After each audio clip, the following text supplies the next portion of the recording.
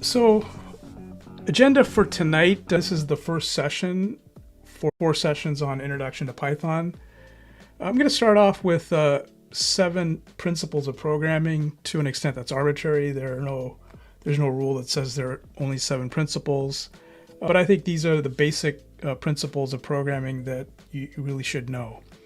I will also go over some basics about computer architecture because we're going to reinforce those principles in terms of understanding how it's implemented at the hardware level and what exactly is going on. We're going to spend a bit of time introducing you to VS Code. Hopefully you have installed both Python and VS Code. If you do need help with that, please join the Discord community and we'll try to help you out there. And then we're going to spend some time on the Python interactive interpreter, and then we'll write our first set of programs. And hopefully after tonight, you'll be ready to go start writing Python programs. Okay, so just a quick, you already know this intuitively, but what is a computer? And a definition that we're going to start off with, it's a machine, and it has the ability to store data, and it executes instructions. Now, the 3 terms stores, executes, and instructions are really, really important part of the definition, and we want to try to flesh that out a little bit. Okay, so principles. Principle number 1, what is a computer program? It's a sequence of instructions. And the word instruction means it's not a statement of fact. An instruction is it's an imperative, it's a command. So you're commanding the machine one instruction at a time on what to do. All right, so a program is a sequence of instructions.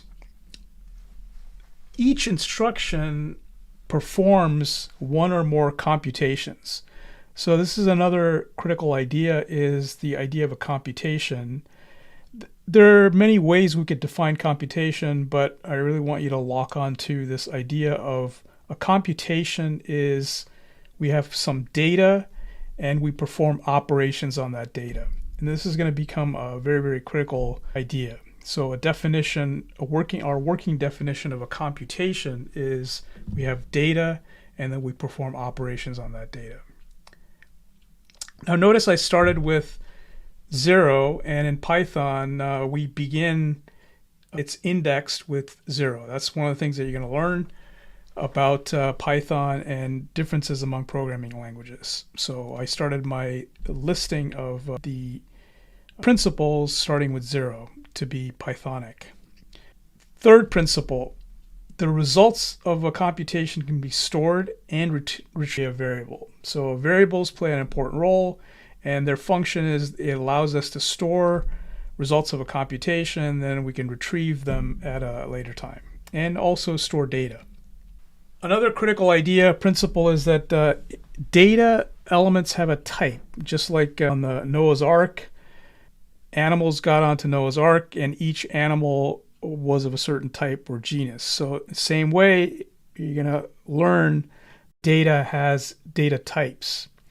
Python is what's called a dynamically typed language. It automatically tries to figure out what data type you want, but you also have flexibility to assign and static data types. But the critical idea here is that each data has a data type, and you need to understand that as you proceed. Starting off, we can think about a program as a set of instructions, and those instructions are linear. However, what makes programming environments powerful and programming powerful is that there are times when we want to take a set of instructions and repeat them many times, thousands of times, hundreds of thousands of times. And that idea is one of iteration. So a set of instructions may be iterated in the course of a program. Programs may contain branching. And think about when you come to a stoplight, that's an example of a branching where if the stoplight is red, you stop. If it's yellow, you slow down. And if it's green, you can continue. So that's an example of branching depending on the condition. depending on the state, you're going to go in a different direction or a different action. Another critical idea is that there are times when we want to reuse code for ourselves, as well as have code that we produce that we want to share with others. And the way we do that is by writing functions. And you're going to learn both how to use functions. These are packaged code that other people have written, as well as write your own functions. And your versatility as a programmer is going to be directly proportional to how good of a job you have learning functions that other people have written, as well as writing your own functions. So writing functions is going to be a critical skill that you'll need to develop as a programmer. Also, not in this kind of sequence, but the idea of a function in programming is a cousin to the idea of functions in mathematics, and these are related concepts. And then finally, a bonus principle, a set of computations which have an end goal in mind, we call an algorithm. So those are the 7 principles. And now to have on one screen kind of the key concepts that we want to go through. And as you're learning to program in Python, if you have programmed already, you already know some of these concepts, but we want to get that out there on the board and just lock onto it. These are the key concepts that you want to learn over the next few weeks, and you're going to learn more and more, deepen your understanding of these concepts. So the idea of a program as a set of instructions, the idea of computation as operations on data, the idea of iteration, idea of functions as modularizing and packaging a set of code, data as having data types, the concept of a variable, and then branching. So the good news is these are pretty much all the critical concepts that you need to master and deepen. Okay, now let's switch gears a little bit and talk about the basics of computer architecture. Just a few slides. All right, so at a very basic level, there are 3 components to a computer: memory, CPU, and then I/O. So input and output you're familiar with. Input, you have a keyboard, you can speak into a computer. There are various ways in which we get data into a computer. And then output, there are various ways a computer can speak back to us. It can present it on the output on a display. So that's one component of a computer. And we use I/O as a way of inputting data and getting data out. Memory is where we store information and data, but where we also store the program. So a program is a series of instructions, a set of instructions, and they're stored in memory, but we also use memory to store data. And then we have the engine, so to speak, of a computer. There are really 2 parts. Part 1 is sometimes called the arithmetical logical unit, and the arithmetical logical unit performs or does primitive operations. And underneath the hood, really all operations at a low level come down to a set of primitive operations: addition, subtraction, multiplication, and so on. The other component of a CPU is what's called a counter. And a counter is basically used to keep track of where we are in the program. And we'll go through an example in just a minute. Okay, so computer architecture at a basic level is pretty simple. We have a memory where we store data and programs. We have the CPU. The arithmetical logical unit performs operations on data. There's a counter to keep track of where we are in the program, and then a mechanism for inputting and outputting data. All right, so let's take a look at an example. Suppose we have a program consisting of 3 lines. Now, this is not any programming language, but kind of give you an idea of what a program at a conceptual level might look like. So here we're going to ask the computer to sum or add 2 and 3. Whatever the result is, we want to store it temporarily in a variable called y, and then we want to print y. Okay, so what happens? What's the kind of the sequence? All right, so we input the program into the computer. It goes into memory. It's stored as a program. Then if there's any data, for example, 2 and 3, it's stored also. Then control, it passes that on to the arithmetical logical unit. And the arithmetical logical unit at that point says, okay, I need to perform an operation.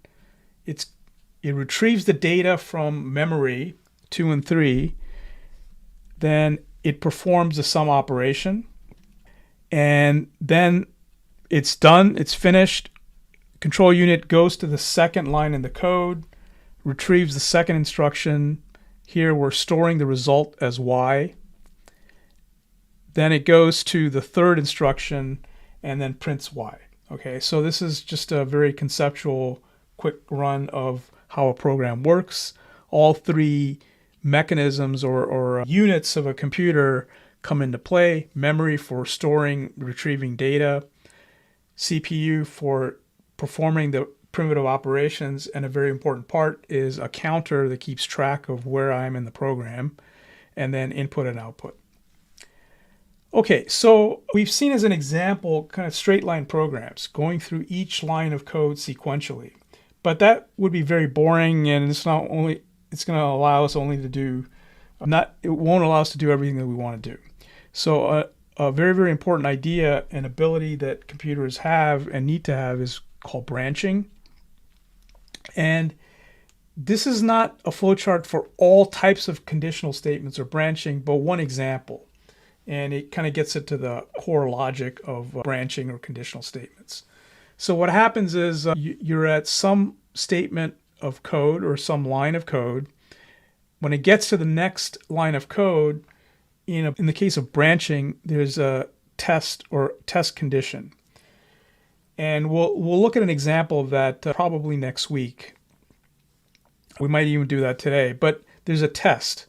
And if the test is true, then a block of code is executed. If the test is false, a false block is executed. Now, there are variations of that. It doesn't have to be just sort of two conditions. There could be multiple conditions. But the idea is that there's some sort of test or a condition, and then depending on the outcome of the condition, a particular block of code is executed or another block of code is executed.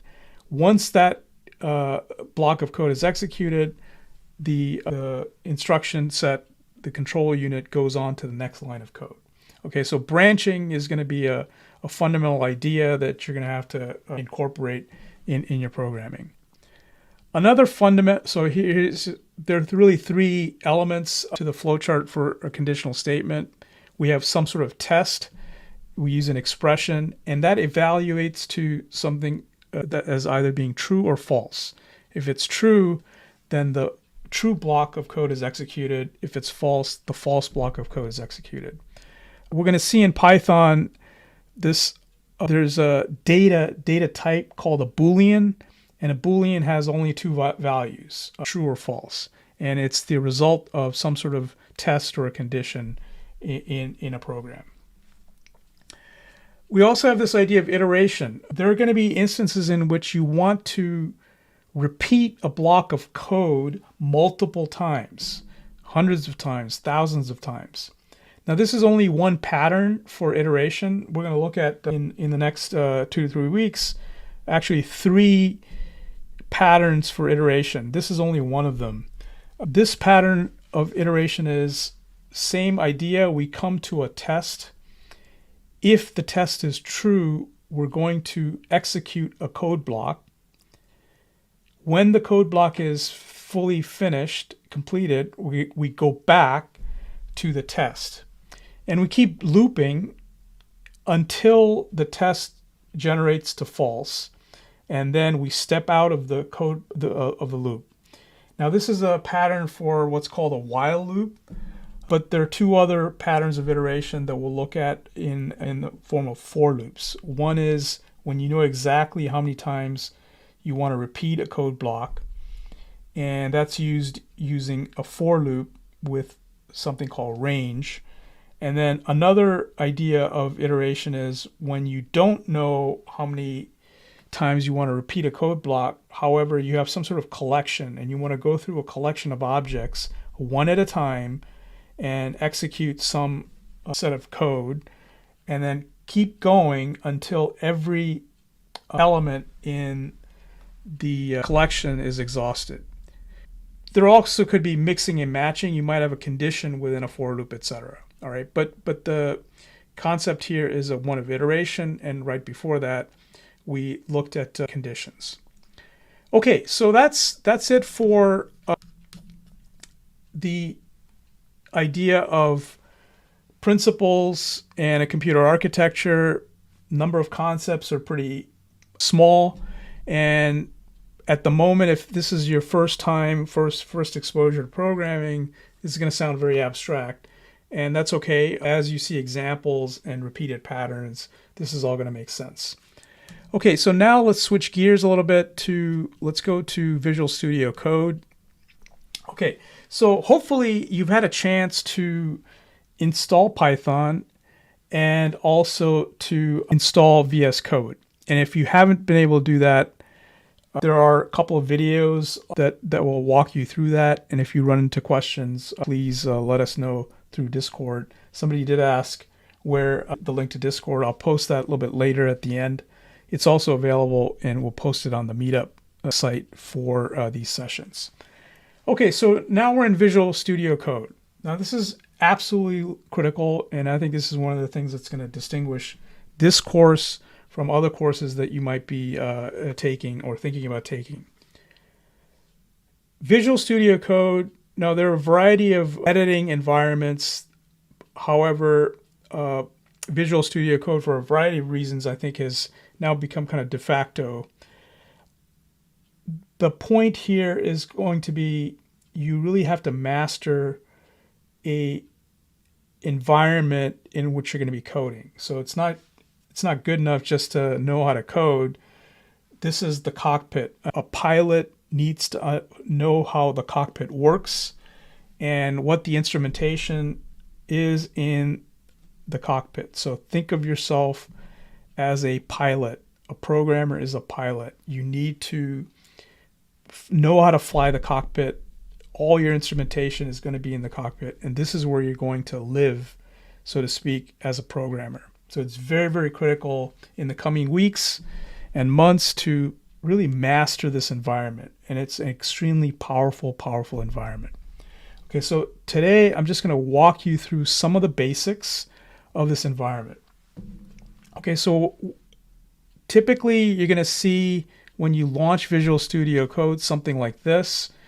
There's a welcome message. It shows the welcome page on startup. At the bottom, you can toggle that off, so if you don't want to see it, but it's easy enough just to click it off. Sometimes when it's done an update, it will tell you sort of the latest news. So I like to keep it there. Okay, so this is the empty sort of canvas. And let me first now highlight on the left-hand side over here and see if I can. So this is called the activities bar on the extreme left-hand corner. And first thing is I'm going to click on that, and it shows what's called the Explorer. So these are the folders and files that are within the current directory. This is also where you can open up a folder and start a project. And we're going to do that in just a second. And it's just a toggle icon. So if I click back on Explorer, it closes it off. There's a search, and I can search for terms, files, etc. within my entire workspace. Toggle that off.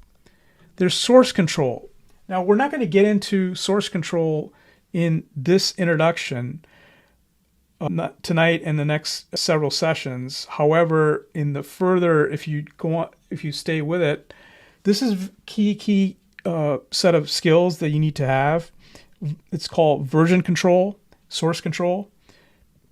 This includes versioning control and putting things into repositories where you can keep track of things as well as share programming environments and coding. Okay, very, very critical and important skill.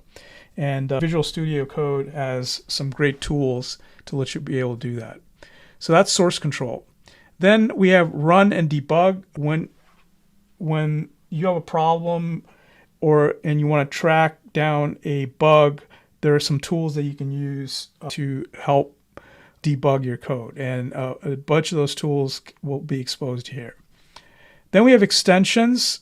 One of the things that makes Visual Studio Code very powerful is a lot of people have started to contribute extensions. Some are free, some are for paid, but so think of them as additional instruments that you can put into Visual Studio Code.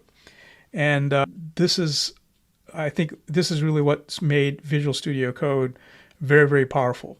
And this is where you add them. Now, if you went through and installed Visual Studio Code, we had you install the Python extension. And Python extension allows you to makes it easier to work in the Python environment. So I'm going to just toggle that off. And then finally, there's a button below called Accounts. This is where you set various choices for your account. And then very important, it looks like a gearbox called Manage. It has settings, extensions. The settings file is where you can customize your workbench and environment.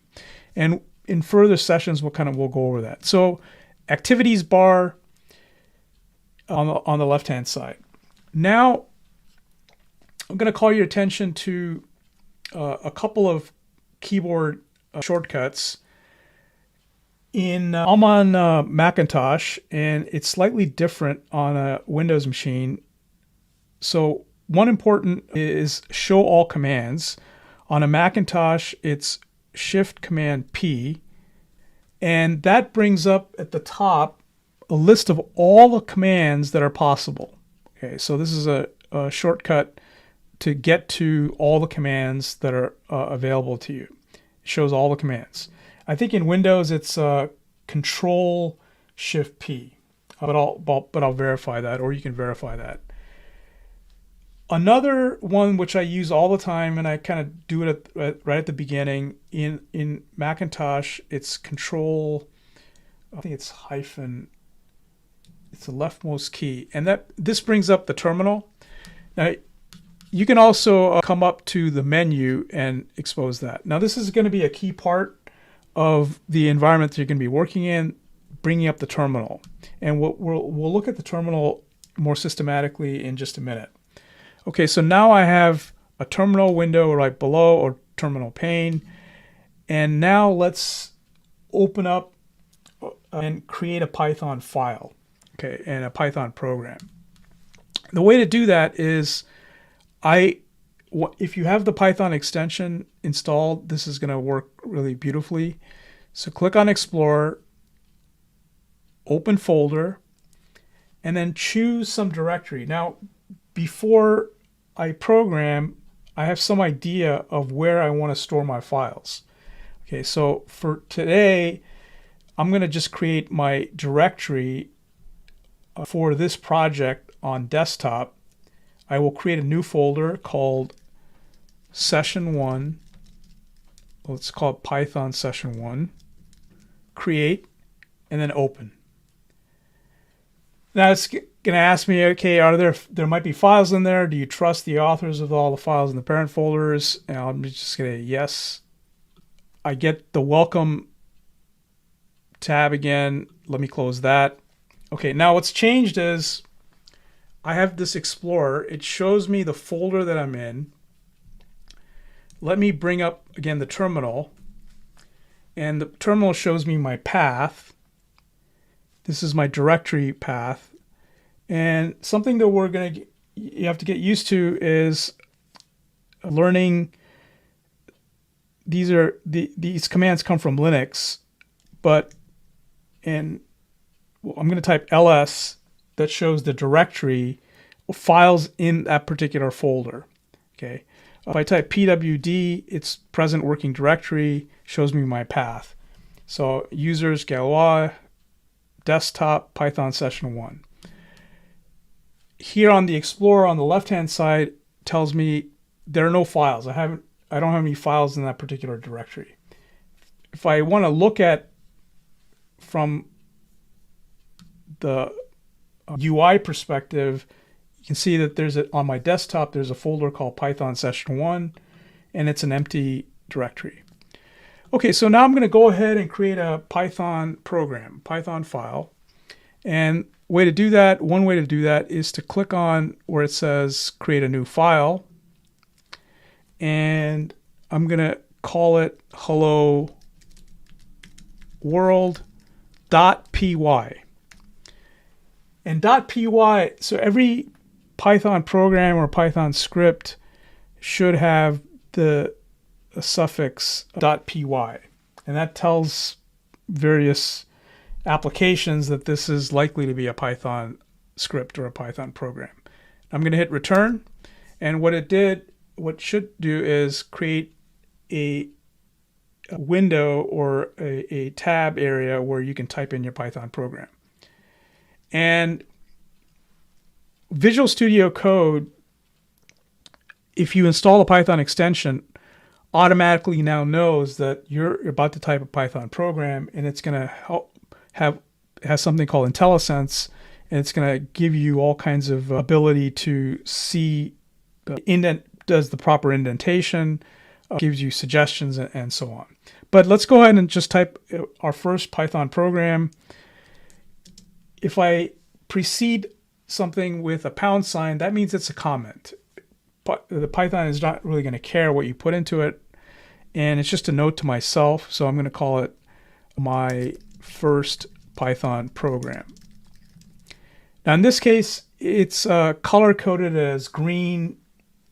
You can choose your own sort of coloring scheme, but this says, okay, this is a comment.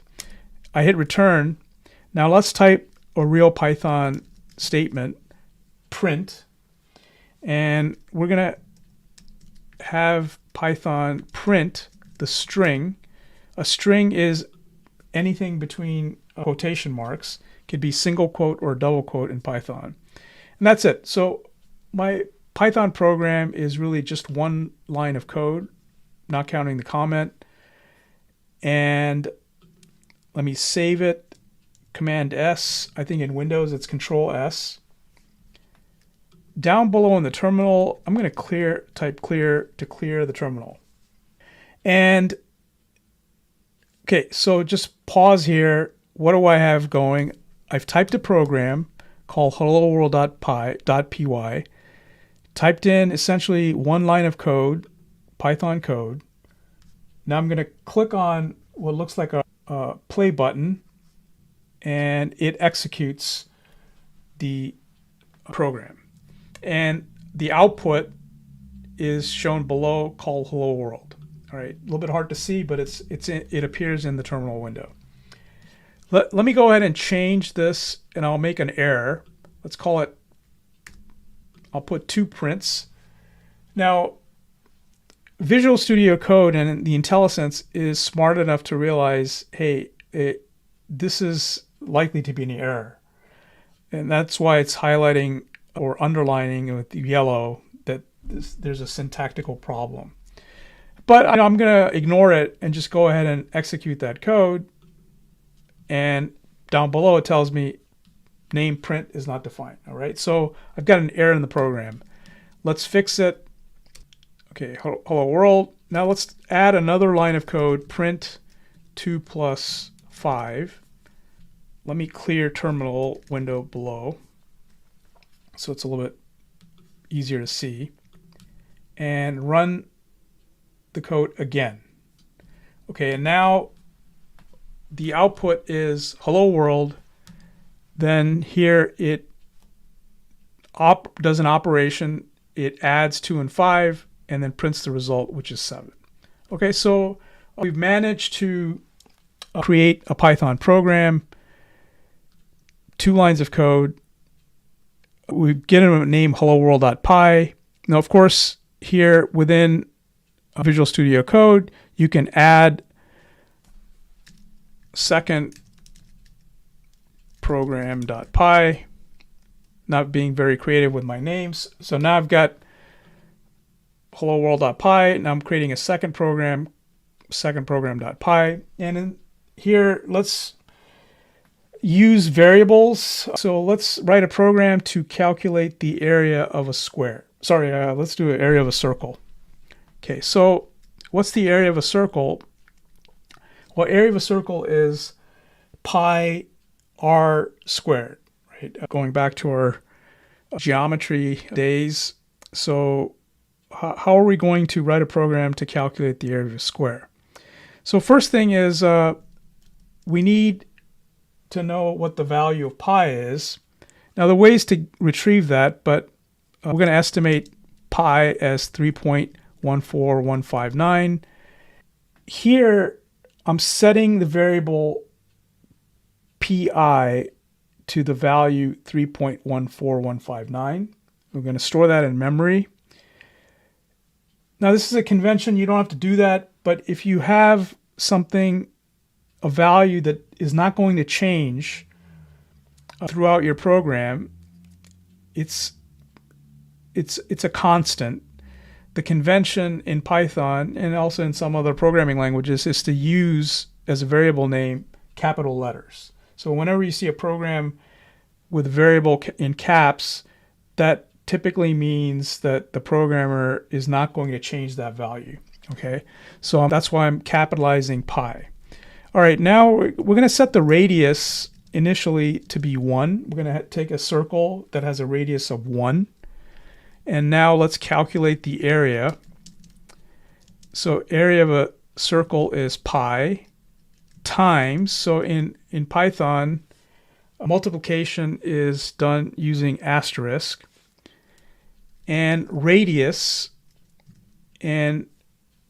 squared. So we exponentiation, if we want to raise something to a power, we do it using 2 asterisks. And so that gives us should calculate the area. And let's then print area. Okay, so let me clear the terminal. Oops. And let me save this. Command S or Control S in Windows. Let's execute the code. And it gives me 3.14519, which is kind of a good test because the area of a circle with radius 1 should be pi, because radius is 1, 1 squared is 1, so the area is just pi. But now this is the power of programming. Suppose I want to know the area of a circle with radius 23.5. Okay, so I'm going to change the value for radius and run it again. And now it tells me it's approximately 1734.94. Okay, so we've now written a program to calculate the area of a circle, and we can change the radius. We compute the area based on that. One thing which is going to call your attention to this is going back to algebra, order of operations. Notice that it did not calculate pi times radius and then raise that to the square root. It does exponentiation first and then multiplication later. If for some reason this is not correct, but you wanted to multiply pi times the radius first and then raise that to the second power, let's call this something, we're going to get a different result, right? So order of operations in algebra is important. I always forget what the rules are, and that's why, parentheses is very, very handy. If I, for some reason, don't really remember the rules, it's always, we can disambiguate using parentheses. So let's go back, and a good style is really just so that we're perfectly clear to everyone, we're going to raise to the second power of the radius and then multiply that pi. So that just takes order of operations completely out of the question using parentheses. Okay, so that's it for programming, and we've written our first, let's just save it. Save this. Now, let's get on to the next thing. A Python interactive interpreter. Now, most of the programs you're going to write will be just in this mode. You'll create a script or a Python program, debug it, and then track the output, etc. Got the basics of the window, the Explorer for VS Code area where you type the program, and then the terminal area. Now let's just sort of take a look at the terminal. Go down to the terminal and type ls. ls is for listing. Now I have two files in that directory, files in that folder, right? Okay. Now there are two modes in which you're going to be using Python, principally the one that I've showed you, but there's also something called a Python interactive shell or interactive interpreter. And that's where you're using Python and giving it one command at a time, and it's going to execute that one command at a time. And way to get into that is through the terminal window. And so I'm going to, in Macintosh, I'm going to type Python 3. In Windows, I think you're just going to type Python. All right? Okay, so now I'm in Python, in the Python interactive environment. And the signature for that, you see chevrons, 3 of them, and that tells you the Python interpreter is waiting for you to give it Python commands. So let's just give it some Python commands. And we can use Python interpreter just as a calculator. So what's 2 plus 3.14? Well, it's 5.14, right? What's 2 times minus 1535? It's minus 30.7. What's 2.2 raised to the 3.2 power? It's 12.46. Okay, so we have multiplication. What about dividing? 15 divided by 3, 5.0. Raise this up. All right, so we have addition, subtraction, division, exponentiation. I didn't do subtraction, but it's pretty straightforward. Let's do a couple of other ones that will appear from time to time. Let's do 22 /5. Okay, so floor division, how many times go into 22? 4 times. And then this is called a modulus operator, 5, 22 modulus 5. What's the remainder? It gives us the remainder. So 5 goes into 22 4 times, and then if I use the modulus operator, I get 2. So these are the more or less the basic operations that I can perform on integers and floats. A couple of other, I mentioned data and data types. So let's ask Python, what is the type for 5? And it comes back as integer. All right. So what about type? What's the data type of 5.2? Class is float, or the data type is float. What about type of, let's give it a string, and it comes back with string. All right, so now we mentioned this idea of conditions or branching. Now let's ask it not to perform an operation, but evaluate an expression. Here we're going to say, is 2 less than minus 1.3? Okay, so we're not asking it to perform an operation, we're giving it a test. We're asking it to evaluate, is this condition true or false? Is 2 less than minus 1.3? Comes back false. Okay, is 2 greater than or equal to minus 1.3? Yes, that's true. So remember when we talked about conditions and branching, this is one of the ways in which we're going to do branching is we're going to give it a test, and the results of that test is going to be either true or false. And if it's true, will execute one block of code. If it's false, it will execute another block of code. There are possibilities also of having multiple branches. Now, I'm going to finish up with this. Let's ask what the data type of true is, and it comes back with bool for Boolean. So there's a data type called Boolean, and it has only two possible values, true and false.